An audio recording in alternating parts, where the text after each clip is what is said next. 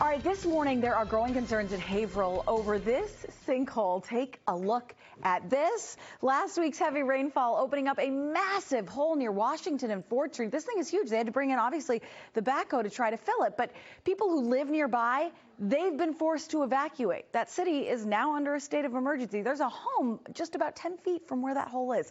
NBC 10's Oscar Margain live for us there right now. Oscar, what's the latest?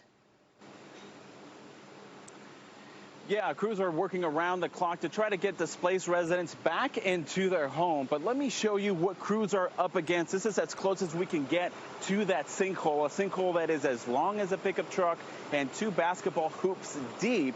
Now, crews are working to secure this area as soon as possible, aware that tomorrow's expected rain could delay or derail their work.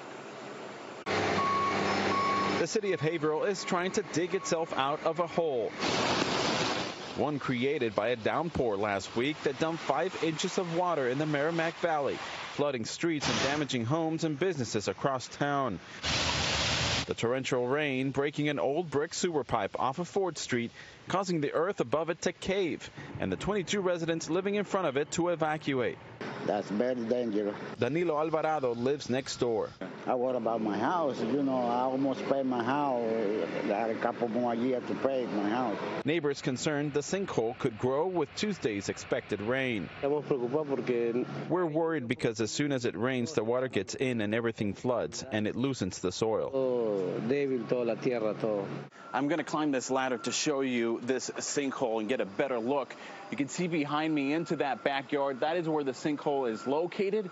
Crews are now gathered here. They brought some tractors and cranes. They boarded up part of that sinkhole and also installed this fencing here behind the home that was evacuated.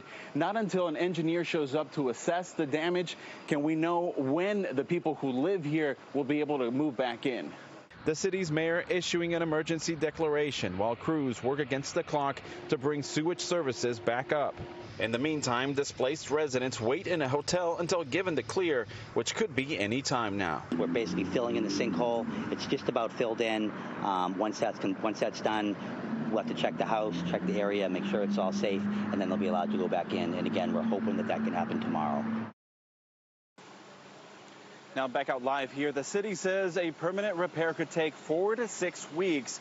So far, 32 residents and 3 businesses have completed an online form reporting damages. But the city believes that there are more people out there who could file a claim. The city needs to meet a certain threshold in order to qualify for state and federal funds. Now, if you live in Haverhill and have reported or have damages to report, you can fill out that form on our website on NBC10Boston.com.